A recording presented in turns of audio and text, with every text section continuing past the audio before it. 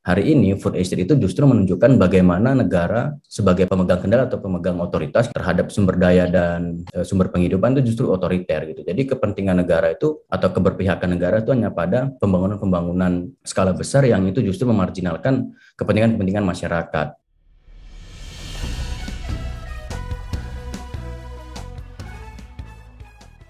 Salam perspektif baru, saya Hayat Mansur kembali hadir memandu acara favorit kita semua, wawancara khusus perspektif baru, sahabat perspektif baru.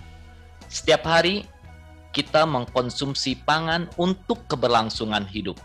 Pangan merupakan kebutuhan dasar manusia yang tidak dapat ditunda pemenuhannya.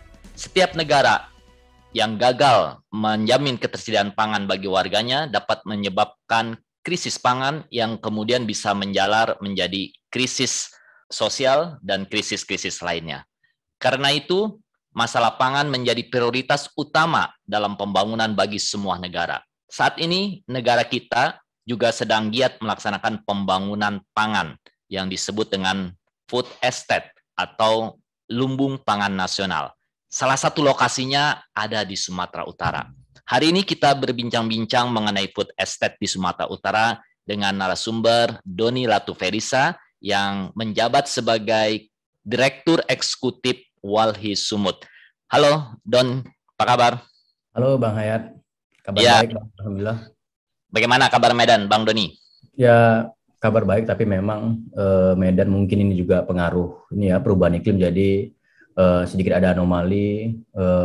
Kadang 2 hari hujan itu berturut-turut begitu ya, sampai dari pagi sampai malam, kemudian kadang-kadang besoknya panas. Jadi indikasi juga ini kalau misalkan terjadi perubahan iklim di Medan dan dampaknya juga sampai ke sini gitu. Oke, yang pasti mudah-mudahan kalau perspektif dari Walhi akan selalu cerah. Bung Doni, program lumbung pangan nasional atau food estate yang salah satu lokasinya itu di Sumatera Utara disebut menjadi solusi mencegah krisis pangan dan mewujudkan kedaulatan pangan di Sumut dan tentu saja di negara kita. Nah, bagaimana perspektif Anda dan lembaga Anda Walhi Sumut mengenai program food estate ini? Ya, memang di tengah krisis pandemi gitu ya di 2020 hingga hari ini, memang negara ingin menjawab krisis pangan melalui proyek infrastruktur food estate ini begitu. Jadi untuk menjawab krisis pangan di pandemi COVID, pemerintah itu mencanangkan program food estate yang menjadi lokasi prioritas itu adalah Sumatera Utara dengan Kalimantan Tengah. Nah, dari proyek ini diharapkan menghasilkan produk pangan itu yang mampu untuk memenuhi kebutuhan manusia dari komoditas tanaman hortikultura, kemudian pertanian, perkebunan, dan peternakan serta perikanan. Nah, kalau Walhi sendiri melihat bahwa ini jangan sampai seperti di proyek-proyek yang sudah sebelumnya juga dilaksanakan. Di tahun 2010 juga wacana proyek pembangunan lumbung pangannya sudah dijalankan di MIFE, Maroke Integrated Food and Energy Estate, itu seluas 886.000 hektar, kemudian di Bulungan juga 298.000 hektar sekian. Nah, tentu ini proyek yang bisa kita bilang gagal karena tidak berlanjut. Nah, di era pemerintahan Presiden Jokowi ini, proyek ini masuk dalam RPJMN 2014-2019, kemudian baru direalisasikan di tahun 2020. Nah, untuk merealisasikan proyek ini, 2 provinsi Kalimantan Tengah dan Sumatera Utara itu secara regulasi masuk dalam Permen LHK nomor 24 2020 tentang penyediaan kawasan hutan untuk pembangunan food estate. Nah, proyek ini sebenarnya tidak sepenuhnya diterima oleh organisasi masyarakat sipil gitu ya, kemudian juga masyarakat gitu ya. Paling tidak itu ada Walhi, ada Serikat Petani Indonesia, kemudian ada AISEL, kemudian ada KPA. Itu yang khawatir bahwa proyek ini kembali gagal seperti proyek-proyek sebelumnya food estate yang ada di era Presiden SBY gitu ya. Kemudian ini justru dampaknya kepada lingkungan dan masyarakat begitu. Bung Doni, berapa luas sih wilayah food estate di Sumut dan apa saja tanaman yang ditanam di sana untuk program ini? Untuk di Sumatera Utara memang yang diproyeksikan itu lahan yang dialokasikan itu, kalau kita lihat dari kajiannya itu hampir 65.000 hektar dialokasikan, itu ada di 4 kabupaten begitu. Jadi ada di Kumbang Hasundutan, kemudian ada di Tapanuli Utara, kemudian ada di Pakpak Barat dan Tapanuli Tengah. Nah, masing-masing itu seluas 23.000 hektar sekian itu di Humbahas, kemudian 8.000 hektar itu di Tapanuli Utara, 12.000 hektar itu di Pakpak Barat, kemudian di Tapanuli Tengah itu 16.800. Nah, pada tahap awal ini memang sudah sudah masuk tahap produksi itu di Humbahas di satu wilayah namanya Desa Ria-Ria di Polung itu 1.000 hektar yang dialokasikan sebagai lokasi super prioritas.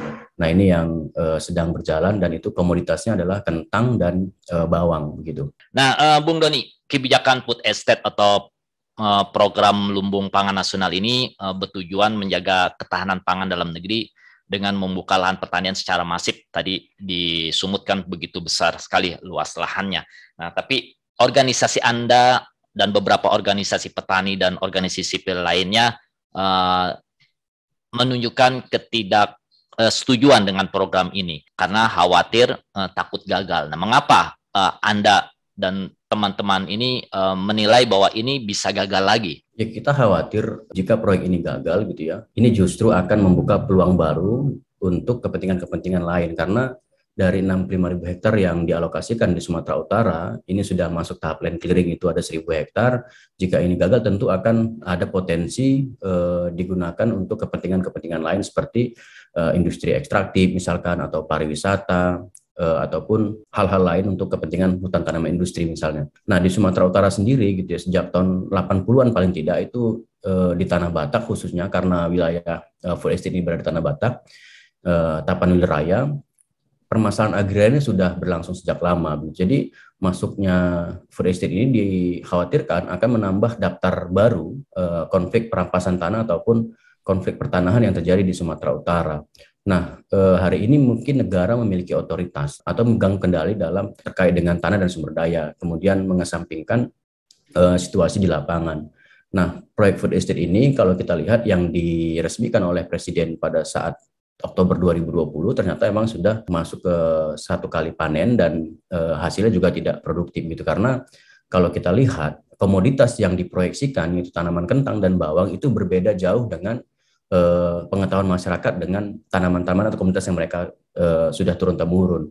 Paling tidak ada Haminjon dan Andaliman. Haminjon dan Andaliman ini adalah komunitas utama masyarakat di wilayah Tapanuli Raya, di mana tanaman ini tidak hanya sebagai komunitas ekonomi, tapi juga memiliki nilai sosio-historis. Gitu. Jadi sebagai adat juga, Andaliman dan Haminjon ini sudah turun-temurun, bahkan dalam proses penyadapan ataupun operasi produksinya, juga ini menggunakan nilai-nilai adat. Tentu kalau proyek ini terus dijalankan, tentu ini akan mengalienasi produk-produk lokal ini, begitu. Andaliman dan Haminjon. Haminjon ini adalah kemenyan, begitu, Bang Hayat.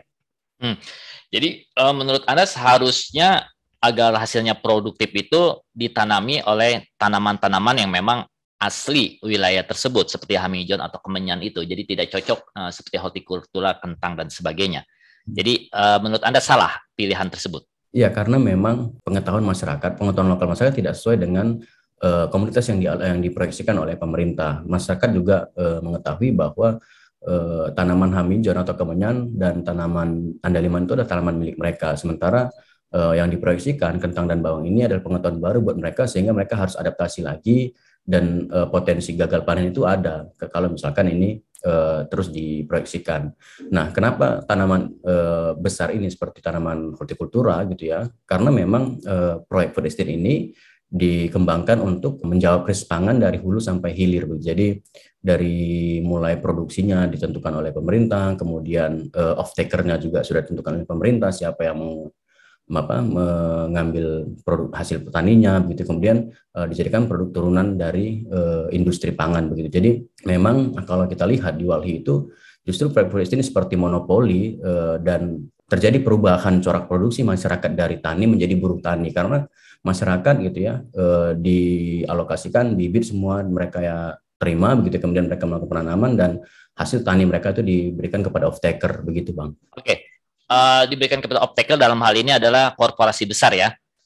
Apakah salah jika korporasi besar itu ikut membantu mengurus pangan supaya kita tidak tergantung lagi pada impor pangan, Bung Doni? Tentu kalau misalkan off-taker ini memang kepentingan untuk kesejahteraan masyarakat, tentu dalam permasalahan agraria atau tenurialnya sudah diberikan dulu kepada masyarakat. Tapi hari ini dari 1.000 hektar yang dialokasikan sebagai wilayah super prioritas, hanya 215 hektar itu yang diberikan kepada masyarakat dalam hal pengelolaan. Nah, 785 hektar itu diberikan oleh 7 off-taker yang memang sudah kalau misalnya kita lihat dari website pemerintah itu sudah ada 7 off-taker begitu. Yang ini yang kemudian khawatirnya ketika mereka petani gitu ya menjual ke off-taker, wajib menjual ke off-taker, hasil tani ini tentu harganya dimonopoli oleh mereka. Mereka tidak bisa menentukan harga mereka sendiri, kemudian mereka juga harus bekerja sebagai buruh tani, begitu sih khawatirnya. Tentu ini yang dirugikan adalah masyarakat dan lingkungan. Belum lagi memang pengalokasian lahan ini gitu ya, ini di area-area yang memang kalau misalnya kita merujuk dari Permen LHK 24 2020 itu lokasi kehutanan itu bisa dijadikan kawasan food estate melalui KHKP, mekanisme kawasan hutan untuk ketahanan pangan begitu.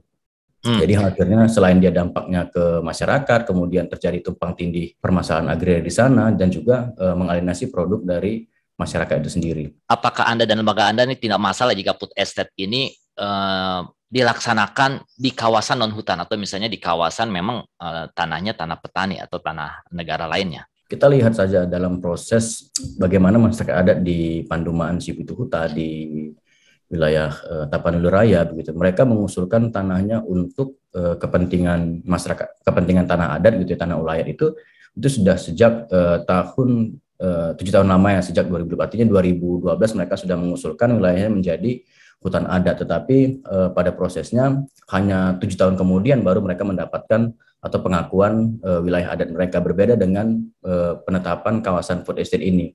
Jadi terjadi ketimpangan di situ. Jadi kalau kita lihat ketimpangan dalam penetapan kawasan adat dengan penetapan kawasan sebagai lumbung food estate ini jauh berbeda dengan apa yang diharapkan oleh masyarakat. Masyarakat harus berjuang 7 tahun lamanya, kemudian sementara negara menetapkan kawasan food estate di wilayah mereka itu hanya butuh waktu 6 bulan dari Juli 2020 itu diterbitkan permennya, kemudian di Oktober mereka sudah kemudian negara sudah menetapkan wilayah-wilayah yang dijadikan super prioritas begitu.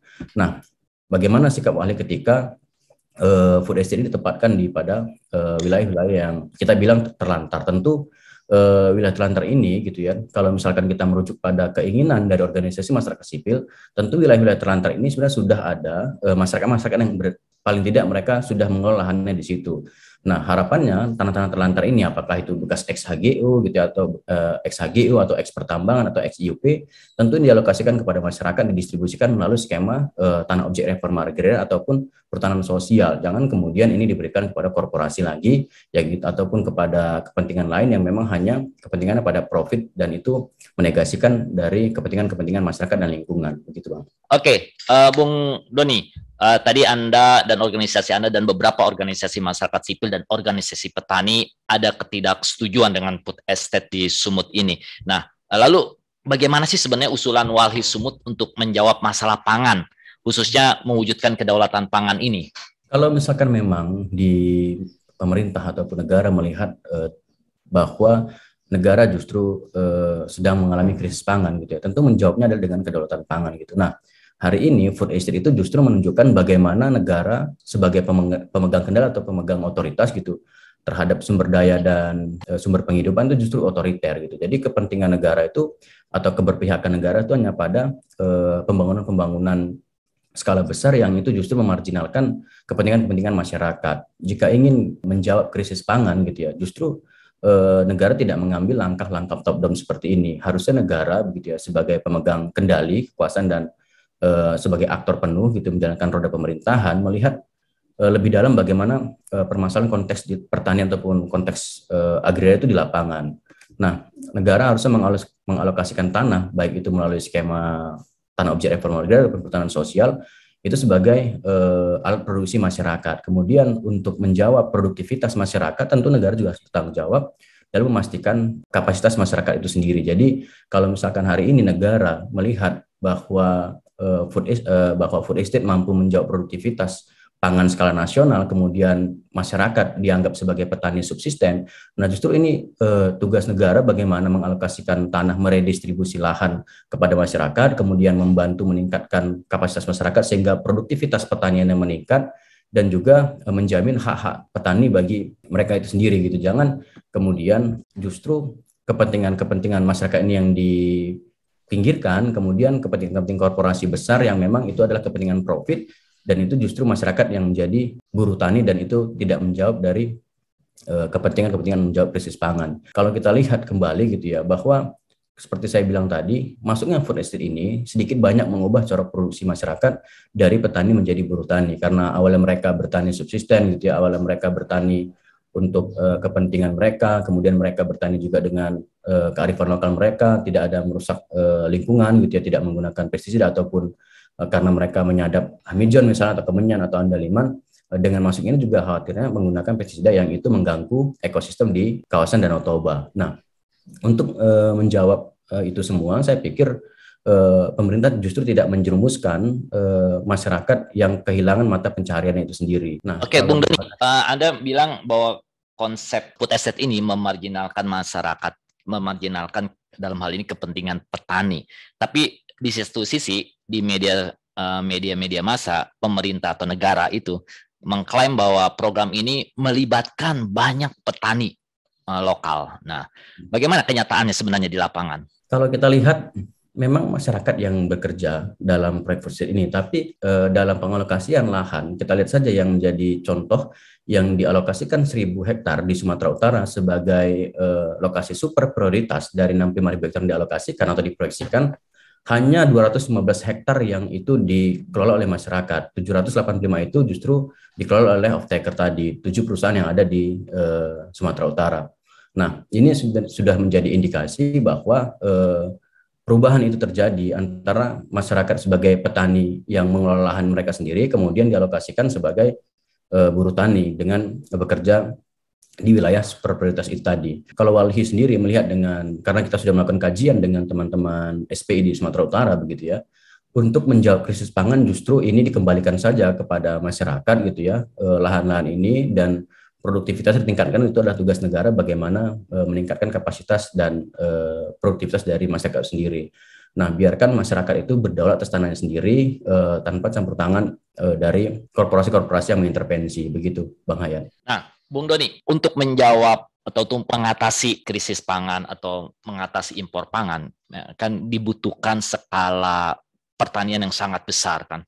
Kalau diserahkan ke masyarakat kan berarti skalanya kecil-kecil gitu loh. Jadi bagaimana seharusnya untuk menjawab tantangan mengatasi krisis pangan ini, dalam hal ini mengatasi ketergantungan pada impor pangan? Apakah memang tidak bisa dilakukan secara masif dalam hal ini secara besar? Kalau misalkan narasinya adalah food estate ini menjawab krisis pangan, tentu proyek yang sudah pernah berjalan di tahun 2010, 2012, 2013, tentu harusnya sudah menjawab krisis pangan yang terjadi di Indonesia. Tetapi kenapa ini tidak bisa menjawab dan proyek ini justru ditinggalkan? Karena memang proyek food estate ini hanya sebagai proyek infrastruktur yang tidak berkelanjutan. Kemudian kita lihat, selama kurun waktu 2020 sejak Permen LHK itu diterbitkan hingga hari ini, kita belum melihat bahwa permasalahan pangan di Indonesia ini selesai. Bahkan kalau misalnya kita lihat dari media-media dan kajian Walhi gitu ya, justru proyek ini sempat gagal panen di Sumatera Utara karena kalau misal kita lihat dari teman-teman yang melakukan kajian itu justru ini sempat gagal dan belum bisa menjawab krisis pangan sebagaimana yang diinginkan oleh negara begitu. Oke, terakhir Bung Doni. Tadi Anda untuk menjawab tantangan pangan di Indonesia itu mengajukan konsep kedaulatan pangan. Nah, bisa dijelaskan lebih rinci mengenai konsep kedaulatan pangan ini dan apakah sudah ada penerapannya kedaulatan pangan ini di Sumatera Utara? Kalau di organisasi masyarakat sipil, memang tentu kita lihat gitu ya bagaimana SPI, Serikat Petani Indonesia, memiliki desa daulat pangan gitu ya, yang bagaimana mereka bisa memproduksi dari mulai benih gitu ya, mereka menyemai benih sendiri, kemudian mereka melakukan penanaman, kemudian mereka menjualnya dengan petani menjual dengan harga tinggi. Tentu ini juga kemudian mereka bisa memiliki lahan sendiri. Ini juga bagian dari konsep kedaulatan pangan, bagaimana petani itu berdaulat atas tanahnya sendiri.